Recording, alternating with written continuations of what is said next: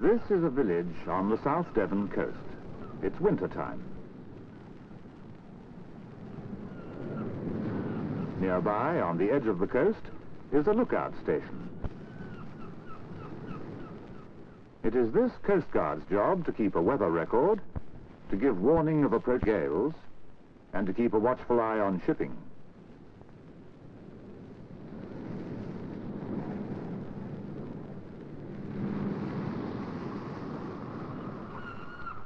He's just going off duty. His grandchildren have come to meet him. Their names are Anne, Leslie, and Peter, and they're on their way home. See how bent these trees are in the lane. That is because of the wind blowing from the west and southwest. These westerly winds bring frequent rain, as you can see by these threatening clouds.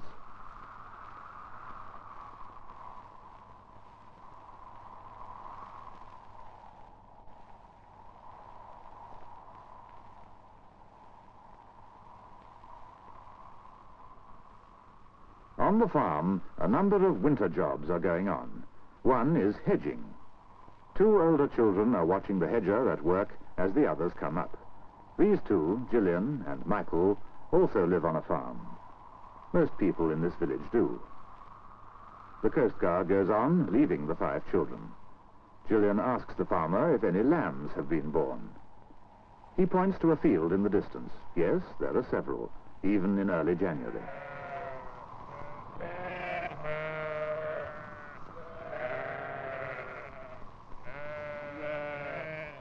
So off they all go to see.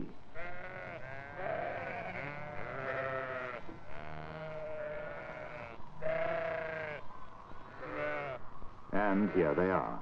The shepherd boy gives Anne a newborn lamb to hold. It's surprisingly heavy.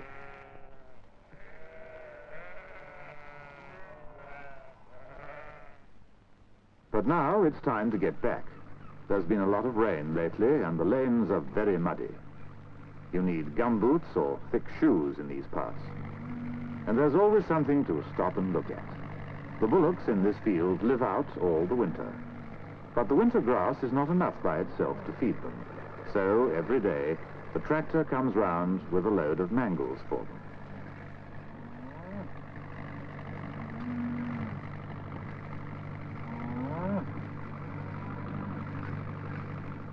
In this next field, a grass lay is being ploughed up. Gulls follow the plough to pick up grubs from the... The soil is a deep, rich brown like chocolate.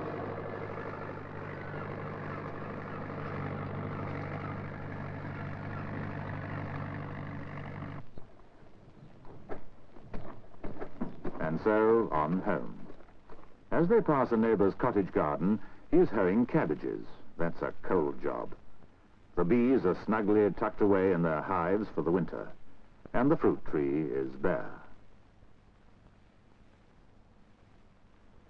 But now it is March. The hounds of spring are on winter's traces.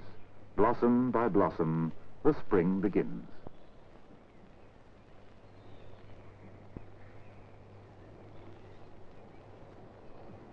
The bees come out of their hives and start searching for pollen and nectar.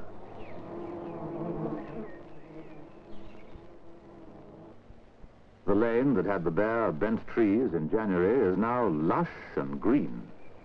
The blackthorn, with its white blossom, is the first to flower in the hedgerow.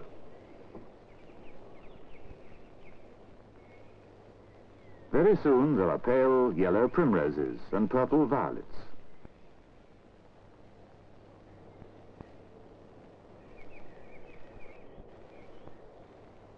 The children are out gathering flowers to take home and also flowers to take to school for their collections.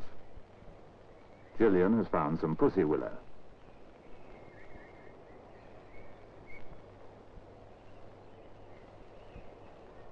And here are daffodils growing wild alongside the primroses in field and hedgerow. The lambs that were born in January are now quite big. Anne couldn't hold one of these now. But lambing has been going on all through the winter, and new lambs are still coming. Some need to be bottle-fed, And this is a job that children love doing.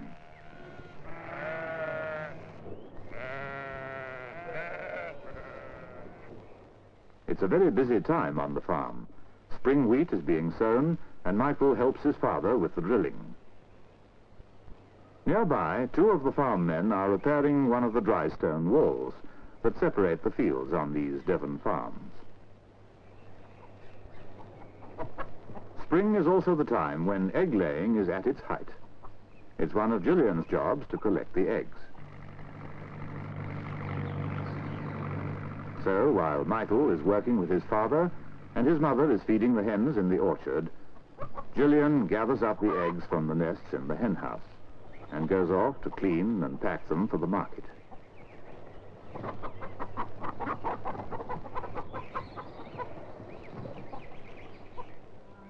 Another of Michael's tasks is at milking time.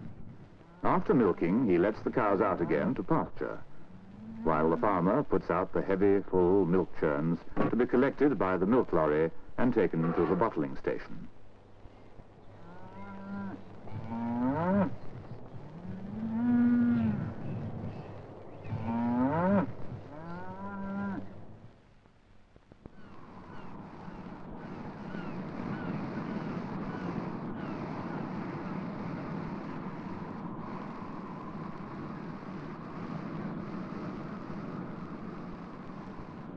The winter gales have thrown up a lot of driftwood on the beach near the village, and this is too valuable to waste. So the Coast Guard and his grandchildren make frequent expeditions to pick up the driftwood and take it home for fuel.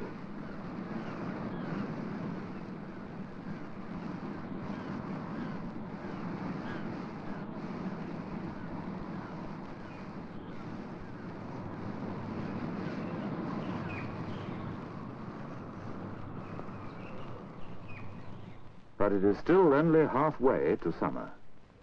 The chestnut is unfolding its sticky buds in the growing warmth of the sun, and the cherry is bursting into snow-white bloom. But the elm trees still look bare and wintry as the rooks noisily build their nests.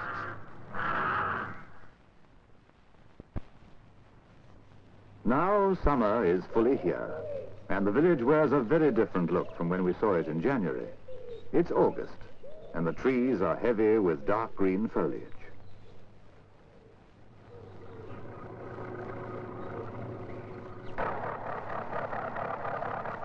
It's harvest time, and everyone is busy getting the corn in while the good weather lasts. This field has been cut and mostly cleared. The sheaves are being loaded and carted away to where a rick is being built. This is to protect the grain from damp and from rats and mice until threshing can take place.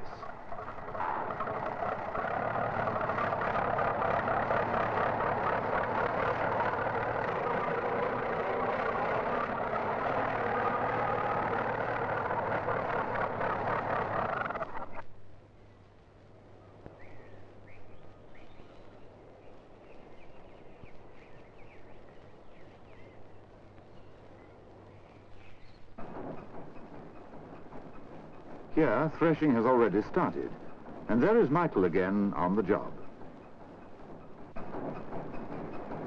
The straw is carried up by an elevator to make another stack, while at the back of the thresher, the separated grain is poured into sacks and taken away.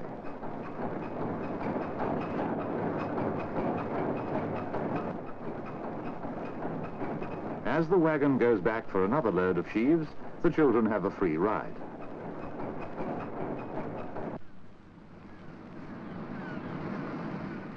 But harvest time is not all work for the children on the farms. The sea is never far away. And while the water is not all that warm, it's great fun and very refreshing after the dust of the threshing.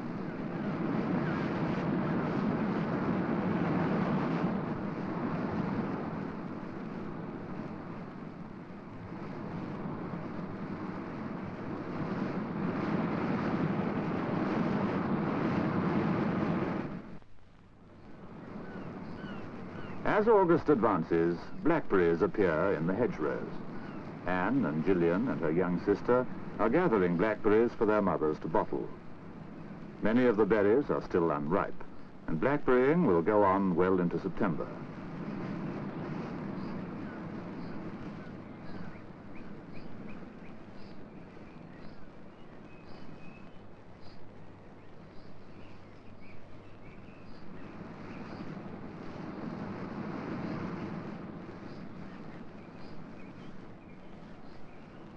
The hedgerows are not as gay as they were in spring.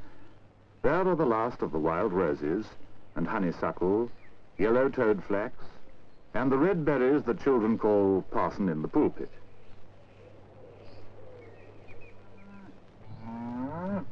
When the children get back, it's time for the afternoon milking.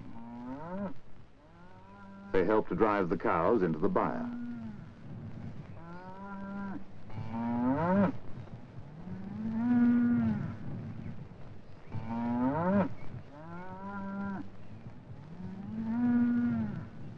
The cows are fed while they're being milked. Most of the farms have milking machines these days, which do the job a good deal quicker than milking by hand.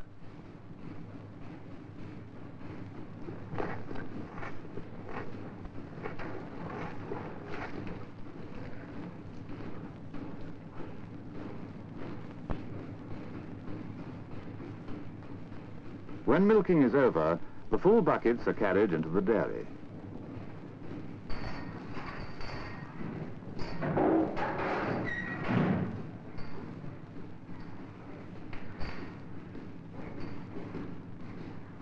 Here, the milk is cooled in big churns, which have a stream of cold water flowing round them.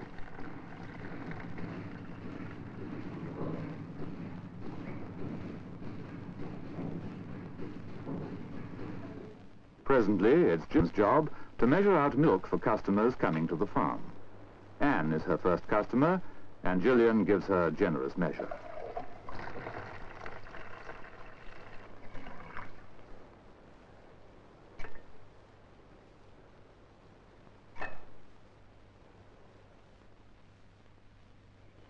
Though blackberries are ripe, the apples in this orchard will not be ripe for some time yet, although they look as if they were.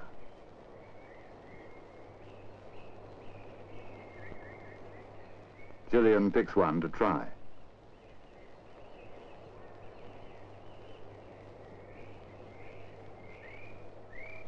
Oh, how sour! And she throws it away in disgust.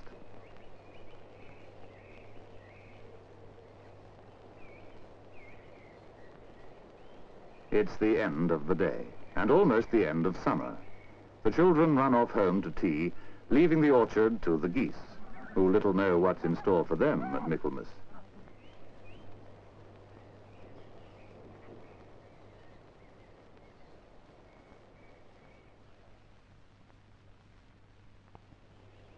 And now it's autumn, the fall of the year. The apples are really ripe now, and the last of them are being picked from the trees.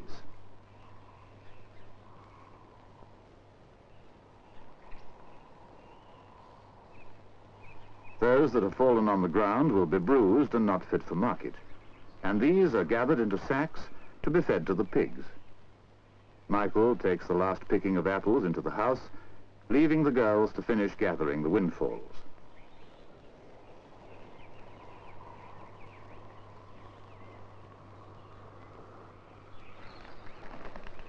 Autumn is a time for rubbish clearing, and Michael's next job is tending a bonfire. While he's working, his father and one of the farmhands come in with a load of mangels. These will be stored in a clamp for feeding to cattle during the winter when the grass is poor. You remember seeing that being done.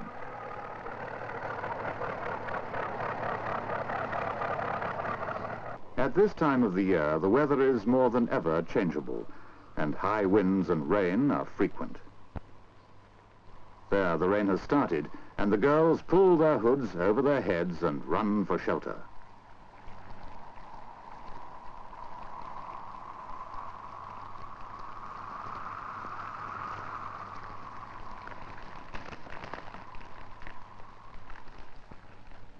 Mike, too, feels the first ominous drops. He decides to leave the bonfire to itself for the time being. They're only just in time. Soon it's raining in real earnest, a steady, soaking kind of rain.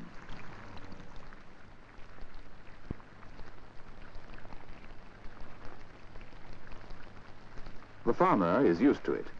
He has stopped to pick up the sack of apples that the girls have left and trudges in with it through the muddy yard.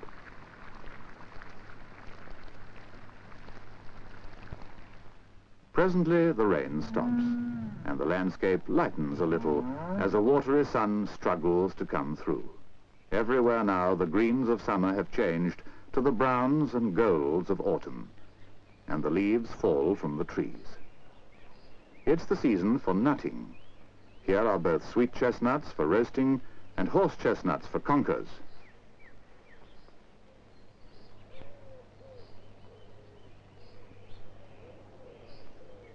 In the hedgerows can be seen the hips of the wild rose, red spindleberries, and of course holly for Christmastide.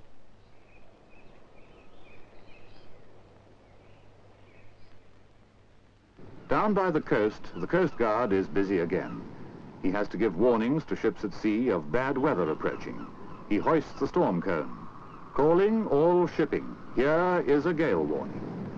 Very soon it will be winter again, and presently a new year will start another round of the 4 seasons.